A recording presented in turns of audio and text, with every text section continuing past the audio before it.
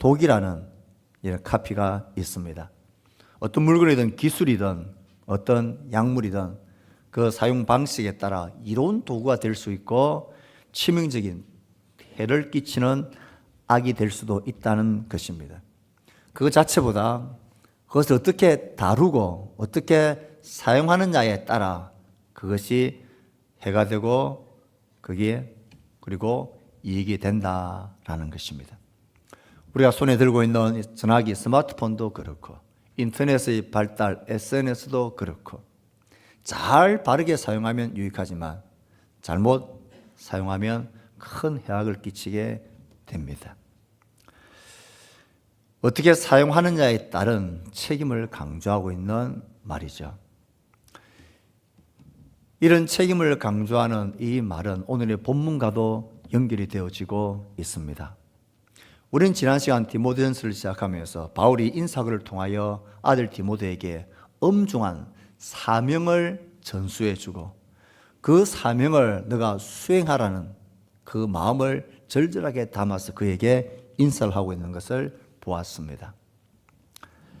구주 하나님, 예수님의 명령, 보냄을 받은 사도, 참 아들, 그리고 이 편지를 적는 바울은 나이가 많은 인생의 끝 윤을 하는 그런 장면입니다.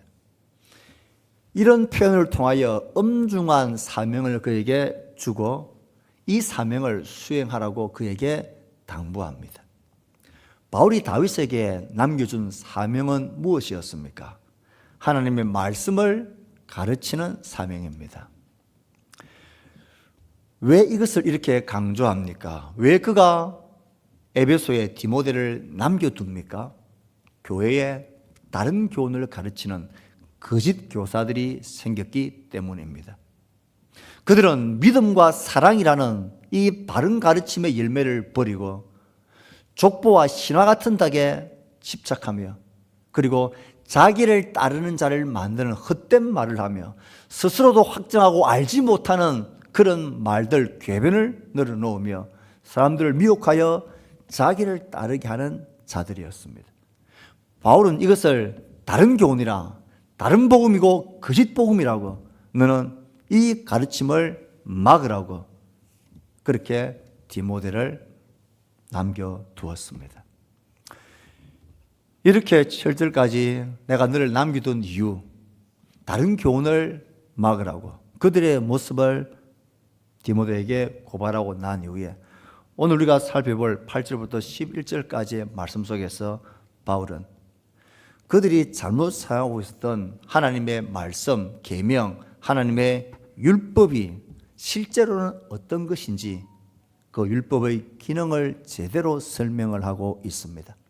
거짓 교사들이 이 하나님의 교훈, 하나님의 계명을 바르게 사용하지 못해서 다른 교훈으로 거짓된 복음으로 오용하고 있는 것을 막고 그 사명을 그에게 주고 난 이후에 이 율법, 하나님의 계명, 말씀이 어떤 기능으로 특징을 가지고 있는지를 첨언해서 설명을 합니다.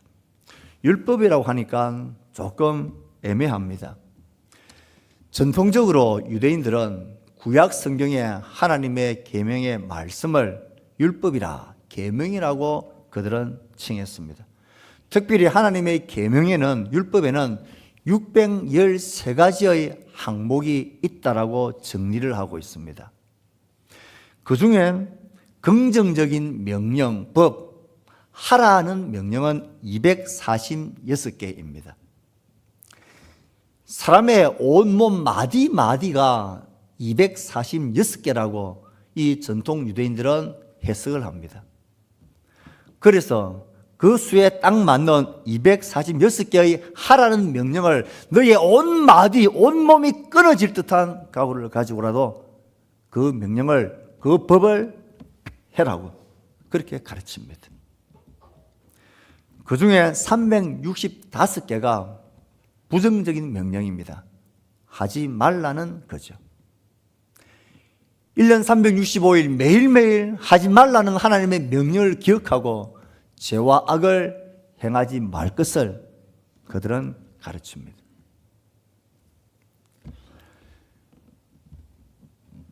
이 하나님의 계명, 하나님의 율법에 관해서 거짓된 교사들이 잘못 응용하고 있는 그 율법에 대하여 바울은 가장 먼저 8절에서 이 율법은 자체가 잘못된 게 아니라고 이야기를 합니다. 우리 8절 말씀을 읽어봅니다. 시작. 그러나 율법은 사람이 그것을 적법하게만 쓰면 선한 것임을 우리는 아노라. 뭘 알아요? 율법은 선한 것이다. 문제는 뭐냐? 그것을 적법하게 사용하지 않아서 이게 악한 도구가 되고 사람을 정죄하고 비난하고 분쟁을 일으키는 도구가 되는 것이지, 그것을 적법하게 올바르게 바르게 사용하기만 하면 그것은 선한 것이다 라고 말합니다. 그러므로 하나님의 말씀에 우리 가운데 하지 말라고 하는 그 계명, 하라고 하는 그 계명은 바르게 적법하게만 사용을 하면 그건 선한 것입니다. 그건 하나님의 뜻을 이루고 하나님의 의를 이루고 우리에게 생명과 구원을 가져다 주는 그런 선한 것이다 라는 것입니다. 그런데 이 하나님의 율법을 적법하게 사용을 하지 못한 유대인들, 거짓 교사들이 이 하나님의 율법을 다른 교훈으로 사용하는데 교회 안으로 끌어 들어온 것입니다. 그들은 이 율법 하나님의 말씀을 가지고 신화와 족보에 집착하고 자신의 지식을 자랑하며 사람에게 분쟁과 분란을 일으키고 자기를 따르게 하는 목적으로 적법하게 하나님의 율법을 사용하지를 않았던 것입니다. 그들은 율법 항목을 강조합니다. 눈에 보이는 외식적인 것, 겉으로 드러난 규칙들을 강조합니다. 날카로운 기준을 만들어서 이 율법의 항목을 지키지 않으면 너는 하나님께서 멸망당하게 될 거다라고 위협하는 도구로 씁니다. 그리고 나를 보라는 것입니다. 내가 너희들보다 얼마나 뛰어나게 이 율법에 하라는 것과 하지 말라는 것을 내가 얼마나 잘하고 있는지를 스스로의 의로움을 드러내기 위한 도구로 이 율법을 불법하게 사용하고 있었던 것입니다. 그래서 그들이 빠지는 함정은 이 하나님의 선한 율법을 바르게 사용하지 못했을 때에 대표적으로 드러나는 모양이 율법주의입니다. 율법주의란 이 율법을 구원의 수단으로 하나님 앞에 의롭게 되는 수단으로 방편으로 삼는 것입니다. 외적 조항을 잘 얼마나 지켜내느냐에 따라서 내가 하나님 앞에서 의로운 자가 되느냐 되지 않느냐를 결정짓는다. 내가 얼마만큼 이 율법을 잘 지키느냐에 따라서 나의 이 행위와 나의 율법주의의 완벽한 이것으로 내가 하나님 앞에 스스로를 세울 수 있다라고 생각하는 율법주의자 들입니다. 그들은 이 외적인 율법의 항목과 겉으로 드러나는 사람들 눈에 보이고 드러나는 그것에 모든 관심과 집중을 가집니다. 사람이 볼 때는 사람에게 보이기 위해서는 경건하게 기도하고 구제하고 금식하고 사람들을 섬기는 일, 하나님을 제일 잘 섬기는 것처럼 보이지만 사람이 보이지 않는 곳, 드러나지 않는 곳에서는 그들은 하나님 앞에서 서지 않는 자들입니다.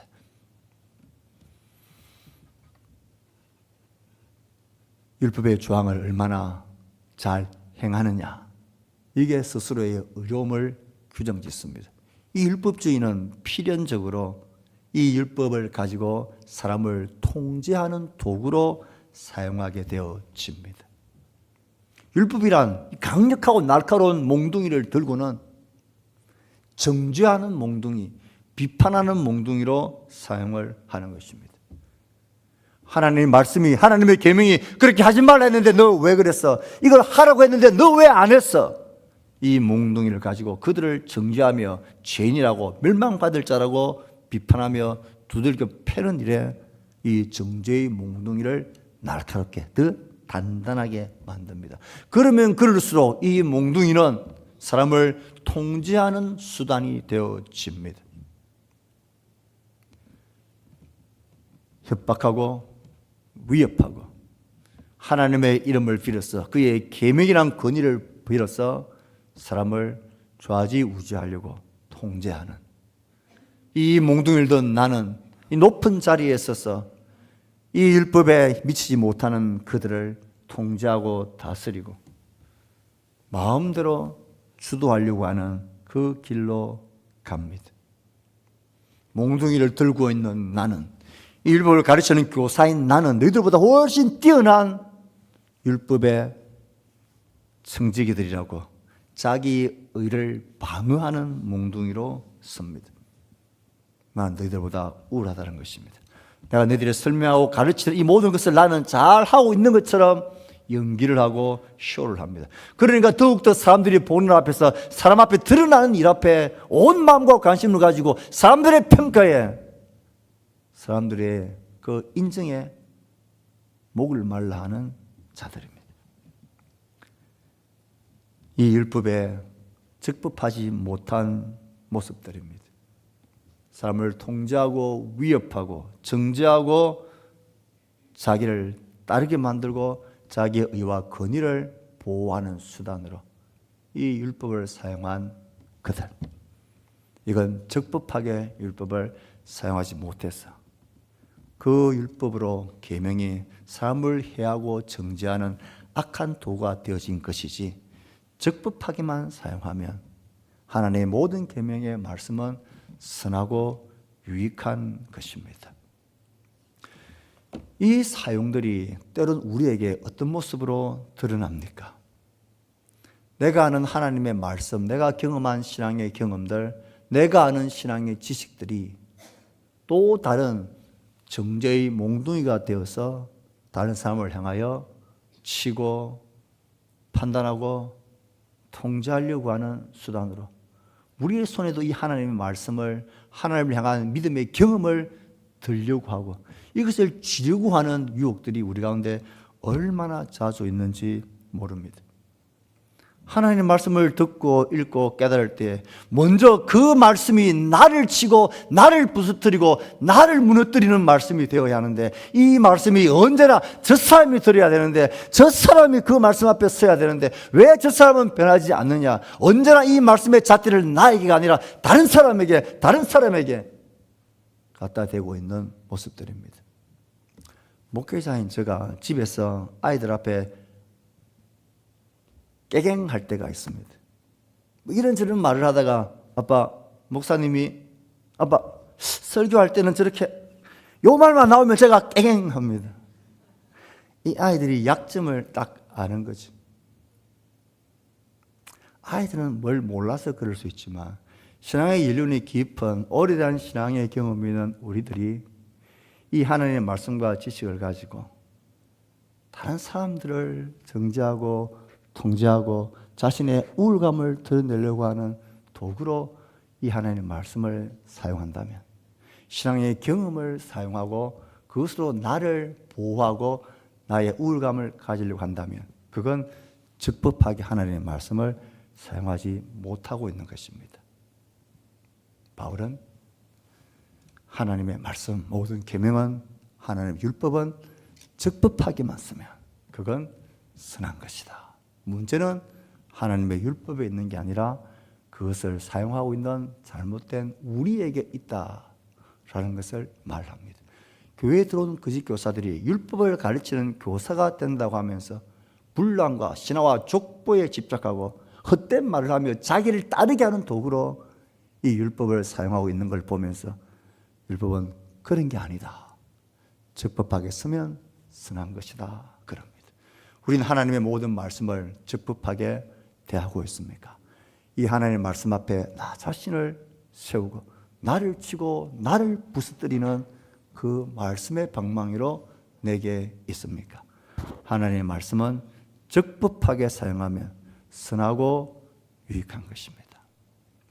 두 번째로 바울이 말하고 있는 하나님 율법 말씀에 관한 그의 특징은 9절에 나와 있습니다. 9절 말씀을 한번 읽어봅시다. 시작. 알 것은 이것이니 율법은 옳은 사람을 위하여 세운 것이 아니요. 그리고는 쭉 이야기를 합니다. 율법은 선한 것이다. 두 번째 율법에 관해서 가르치는 것은 그 율법은 옳은 사람을 위하여 세운 것이 아니고, 그리고는 불법한 자들, 패역한 자들, 경건하지 아니한 자들, 죄인들, 부모를 죽이는 자들, 음행하는 자들, 남색하는 자들, 거짓말하는 자들, 거짓맹세하는 자들, 이 구체적이고 실제적인 불법과 죄악을 행하는 그런 자들을 쭉 나열을 하고 있습니다. 이건 뭘 말합니까? 하나님의 모든 율법은 그 율법 앞에 서 있는 사람들의 불법과 죄와 악을 드러내는, 그리고 그들의 죄의 처처와 모습을 보여주는, 죄를 드러내는 기능을 하는 것이 율법이다, 하나님의 계명이고 말씀이다 하는 것입니다. 바울이 언급하고 있는 이 불법한 죄의 자들의 모습들을 쭉 보면 거기다가 십계명에 되어져 있는 하나님의 말씀에 대한 재해석이고 재배치라는 것을 알게 되어집니다. 나 외에 다른 신을 두지 마라. 새긴 우상을 만들지 마라. 내 이름을 막는 데에 부르지 마라. 안식일을 기억하여 거룩하게 지키라. 하나님의 이 말씀을, 하나님의 권위를 무시하는 불법과 불순종, 경건하지 않는 자들, 죄인들, 그리고 이어지는 그 내용들도 전부 다 부모를 공경하는 것부터 살인하지 않는 것, 간음하지 않는 것, 그리고 거짓말하지 않는 것, 도둑질하지 않는 것, 탐욕을 부리지 않는 것, 그런 것을 새롭게 이야기하고 있는 도덕적 윤리적인 그런 죄의 모습들을 고발하고 있습니다.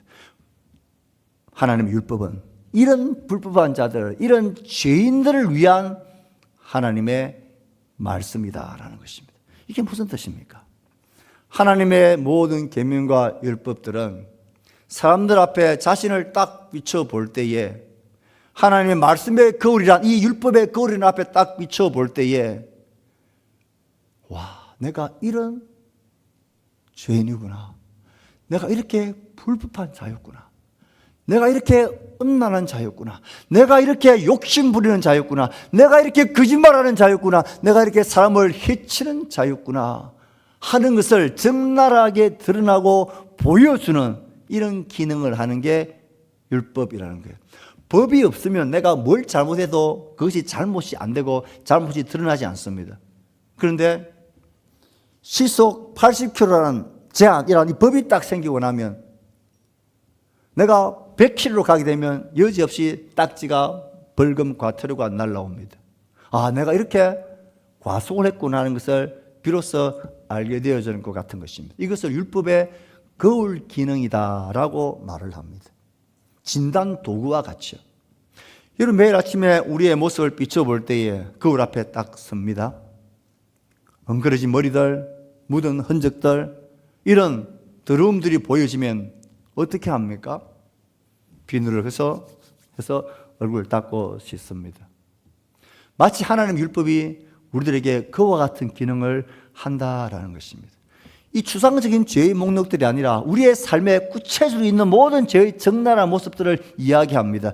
613가지의 하라는 명령과 하지 말라는 명령의 총집합, 총핵심이 십계명에 그대로 있습니다. 바울은 그 십계명의 내용들을 이렇게 이야기하면서 하나님의 율법의 계명은 이 하나님의 계명과 뜻 앞에 우리 인생들이 얼마나 범죄한 자인지, 얼마나 스스로가 죄인인지를 이 하나님의 계명 앞에 딱 서보면 적나라하게 보게 되고 인정할 수밖에 없게 되고 부인할 수 없게 하는, 우리의 죄악된 모습을, 불법한 우리의 모습들을 그대로 보여주고 깨닫게 해주는 것이 이 율법의 기능이다 하는 것입니다.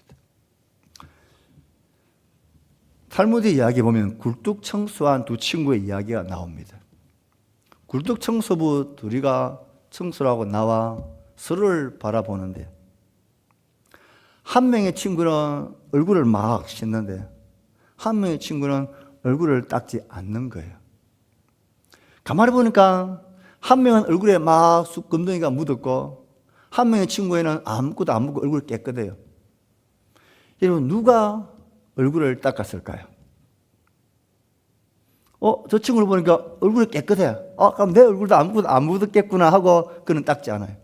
그런데 내 얼굴에 아무것도 안 묻었는데도 거울이 없으니까 저 친구를 보니까 똑같은 곳에 일을 했는데 저 친구 얼굴에 막 금덩이 묻었어요. 그러면 나에게도 묻었구나 싶어서 묻지 않았는데 이 사람은 닦는 거예요. 하나님의 율법, 하나님의 모든 계명, 하나님의 말씀이 우리에게 하라와 하지 마라는 이 엄중한 계명은 우리의 모습과 처참한 죄악의 모습들을 적나라하게 보여줍니다. 이것이 왜 이렇게 중요하냐 하면 이상하지 않아요? 우리가 아는 하나님의 그 크고 놀라운 사랑, 예수 그리스도의 대속의 영원한 죽음, 죄와 사망의 권세를 끝장내신 그 대속의 죽음과 사랑을 우리는 이렇게 감격하고 기뻐하고 감사하고 그들에게 전하고 말하고 싶은데, 세상 사람들한테 말해보시오. 하나님 당신 사랑한다. 하나님이 너를 용서하기 위해서 그 아들 우리에게 보내주셨고 대속의 죽음을 죽으셨다. 왜 그들이 감동하지 않을까요? 왜 그들이 그랬어? 왜 자기와 상관없는 일인 것처럼 흘러들을까요? 왜 그럴까요? 이 하나님의 말씀과 계명 앞에 자신의 처참한 죄악과 범죄와 죄의 값과 영원한 죽음의 비참한 저주를 몰라서 그런 거예요. 하나님 말씀 앞에 서서, 그의 계명 앞에 서서, 그의 의로움 앞에 서서 이 율법이 말하고 있는 것처럼 이 율법은 불법한 자들을 위한 것이다 할 때에 나의 모습을 그 말씀에 비추어 볼 때에, 와, 정말 내가 이렇게 소망 없는 죄인이구나. 내가 이렇게 죄인이고 죄로 해서 영원히 죽을 수밖에 없는 처참한 인생이구나. 어떻게 내가 스스로 나의 죄값을 치룰 수 있을까? 나에겐 방법이 없고 길이 없구나. 이렇게 철저한 자기 절망과 자기의 범죄함에 대한 이 깨달음이 없는 한 내 얼굴에 아무것도 안 묻었다고 생각하기 때문에 그런 자들은 하나님을 찾지 않습니다.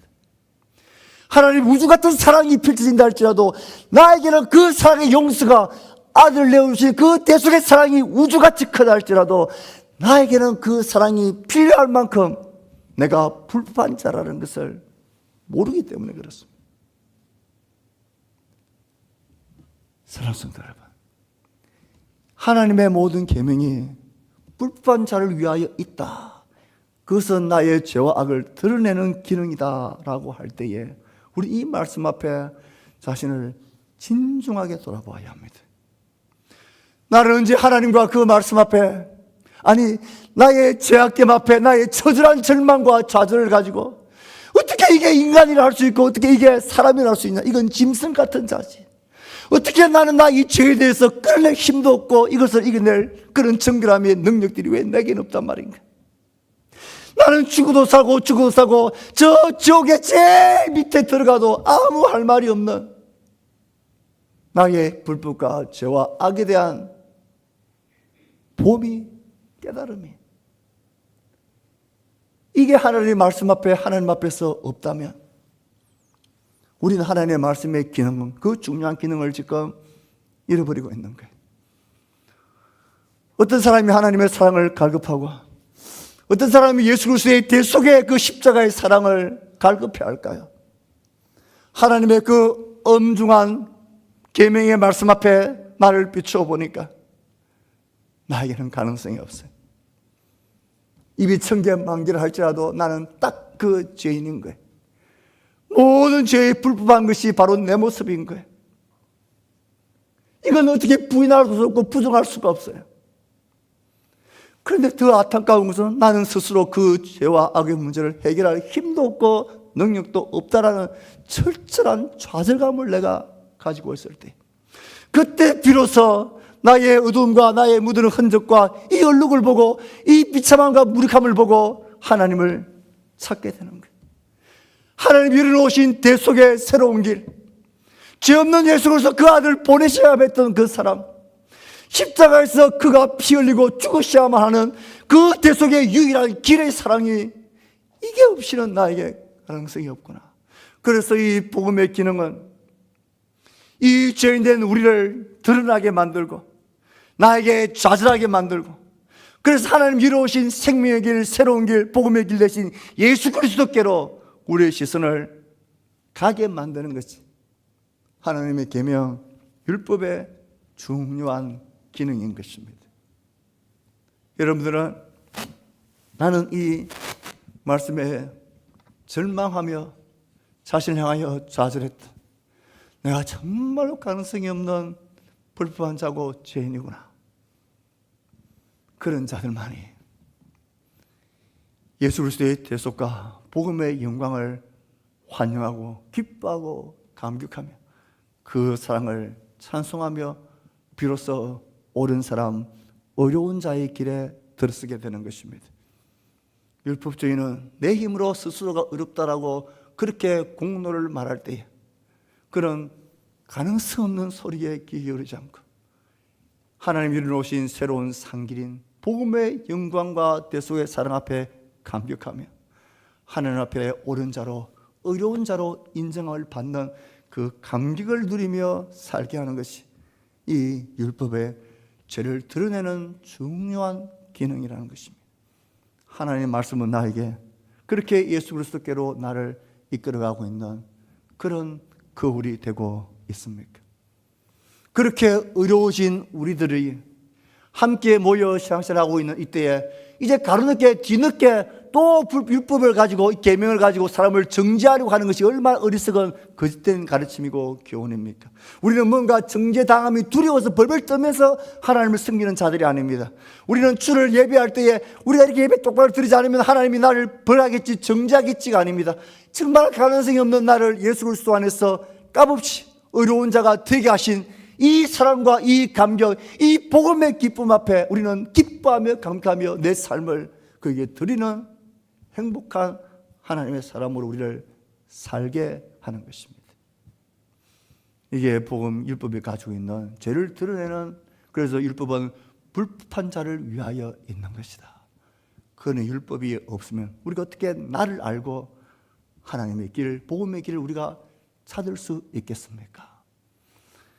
이렇게 쭉 10절까지 설명하고 난 이후에 바울은 11절에 이 율법의 최종 목적이 무엇인지를 11절에 이야기를 합니다. 11절 말씀은 이런 말씀이 있습니다. 우리 같이 화면을 보고 한번 읽어봅시다. 이 교훈은 시작.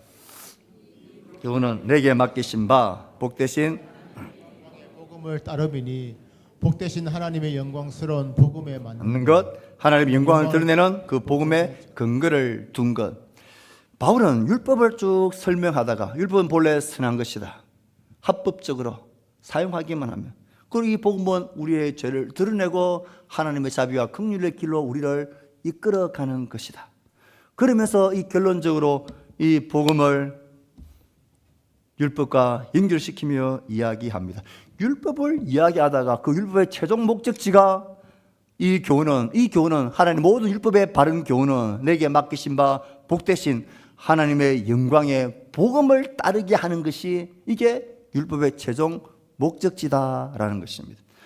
율법을 따른다라는 말은, 하나님의 영광의 복음을 따른다라는 말은 복음에 맞는 것, 그 복음의 근거를 둔 것, 복음에 맞게 복음의 근거를 두고 사는 새로운 복음의 삶을 살게 하는 것이 이 바른 교훈, 하나님의 율법의 말씀의 바른 교훈이 그렇게 되어지면 우리를 이렇게 복음에 합당한 자로, 복음을 따르는 자로 우리를 살게 하고 우리를 몰아가는 것이 이 복음의 최종적인 목적, 율법의 최종적인 목적, 종착지라는 것입니다.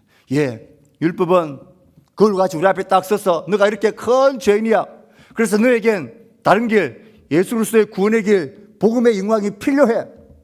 그리고는 그 복음의 영광 앞에 우리가 들어가서 한국에서 그것을 받아들이고는 이제 내가 이 복음의 영광을 받은 자로서 하나님 앞에 어렵다고 인정함을 받은 자로서 하나님의 자녀가 된 내가 이제 하나님 이 땅에서 어떻게 살아야 할까요? 할 때에 하나님 우리에게 다시 지어주는 것이 하나님의 계명의 말씀이라는 거예요. 이 율법의 계명과 복음을 따르는 것은 대치되거나 상충되는 게 아니에요. 이제 은혜의 시대에 사는 우리에게 왜 하나님의 계명 말씀이 필요한 거예요? 은혜의 시대인데 왜 우리에겐 이 계명이 필요하고 법이 필요한 거예요? 모르는 소리입니다.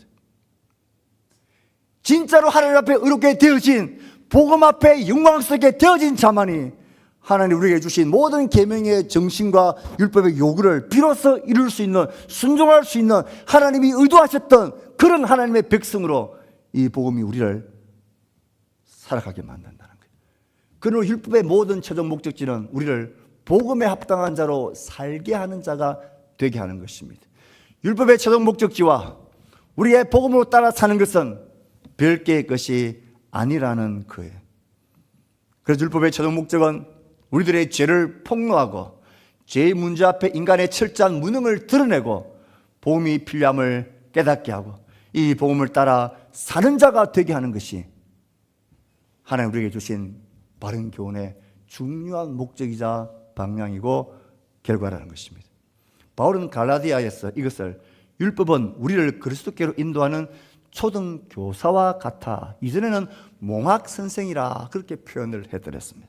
초등교사는 노예 중에 똑똑한 사람, 그래서 그 아이가, 주인의 아이가 어렸을 때에 지금식으로 말하면 학교에 데려다 주고, 그리고 어떻게 교육을 받고 있는지도 가르치고, 때로는 그 아이가 잘못했을 때는 음악에 꾸짖기도 하는, 하지만 이 아이가 성년이 되고 자라면 이제는 주인의 아들로서의 인정을, 그를 존중해주는 그런 역할을 하는 것이 초등교사입니다. 마치 하나님 율법이 우리에게 이와 같은 초등교사와 같은 역할을 했다는 것입니다. 우리를 그리스도께로 인도했고, 이제는 그리스도 안에서 의롭게 되어진 자로서 하나님의 계명을 따라 그 율법의 성취를 하며 이루어내는 멋있는 하나님의 선한 백성으로 우리를 만들어가는 것, 살게 하는 것, 그 복음을 따라 살게 하는 것이 바른 교훈의 목적이고 최종 종착역이다 하는 것입니다. 그래서 오늘의 이 말씀을 우리는 이렇게 정리할 수 있습니다. 율법은 한번 읽어봅시다. 시작. 율법은 우리를 그리스도께로 몰아넣기 위해 우리를 정죄하며, 그리스도는 우리를 다시 율법으로 보내어 그 안에서 순종하며 영광의 복음을 따라 살게 합니다. 예, 이게 하나님의 말씀에 대한 바른 자세이고 성경에 기록되어진 하나님의 모든 하라는 계명과 하지 말라는 계명의 성취이고 목적입니다. 사랑하는 성도 여러분, 예수님께서는 이 의미를 내가 율법을 폐하러 온 것이 아니라 율법을 성취하러 왔다 그랬습니다. 복음은 율법을, 하나님의 계명을 폐하고 무의미한 것으로 만들지 않습니다. 이 복음은 그 율법이 우리에게 의도하셨던 하나님의 모든 요구와 의로움과 선함을 성취해내는 새로운 하나님의 피조물을, 새로운 하나님의 백성을 창조해내는 능력이 복음입니다. 예수를 믿고 복음의 영광스러움 앞에 의롭게 되어진 자는 하나님의 모든 계명을 이제 나와 필요 없는 것이라고 물리치는 게 아니라 그 율법의 요구를 이루어내는 자가 됩니다. 율법에 매여 있었던 자들은 형제를 살인하지 않으면 그 정도면 합격이었습니다. 하지만 그 율법을 주신 하나님의 요구와 의도는 형제를 미워하지 않고 사랑하는 것이 그 율법의 요구고 의도입니다. 누가 그 율법의 요구를 이루어낼 수 있습니까? 예수 그리스도 안에서 복음의 영광 안에서 하나님의 성령으로 새로움을 받은 새롭게 창조해진 하나님의 새 백성들만이 살인하지 말라는 이 계명을 딱 보면서 주님이 가르친 대로 형제를 미워하는 것마다 살인하는 자다. 그 율법의 요구를 알고 더 나아가 형제를 사랑하며 자기를 위하여 목숨을 내어놓는 사랑을 하게 하는 것이, 이게 율법의 요구를 성취하러 오신 복음의 영광이고, 우리는 그렇게 복음을 따라 사는 자로 살아가게 하는 것이 복음의 능력이라는 것입니다.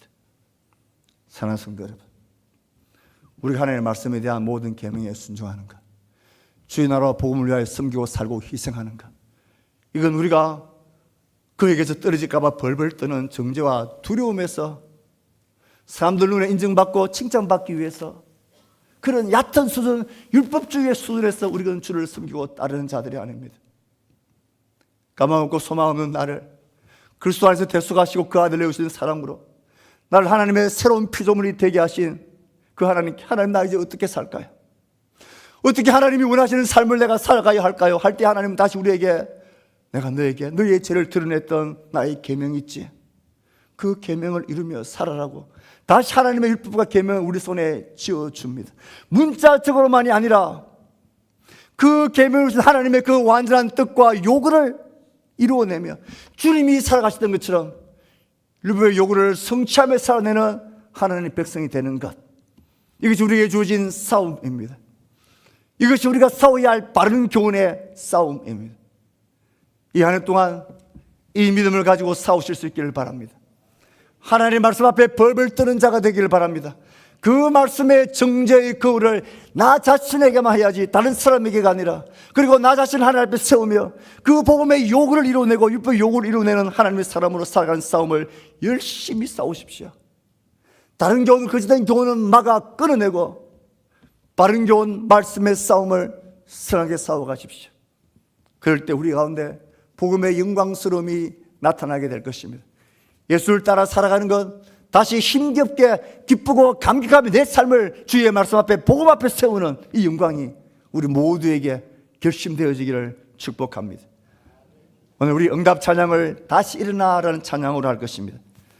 그 구절은 이렇게 되어 있습니다. 나는 내 마음에 복음이 흥했던 곳에 다시 아버지를 만나고 주님 내 마음에 연약한 눈물의 끝에서 또 나를 반겨주시네. 작다 생각했던 그의 부르심 다시 나를 회복해 하시네. 다시 일어나 주를 예배함이 내 모든 기쁨들이 그의 기쁨 되어 삶의 모든 순간을 주께 다 내어드리리. 이것이 복음의 영광을 따르는 하나님의 바른 교훈에 서는 우리의 진실한 고백일 것입니다. 이 고백을 오늘의 말씀에 응답합시다. 함께 찬양하겠습니다.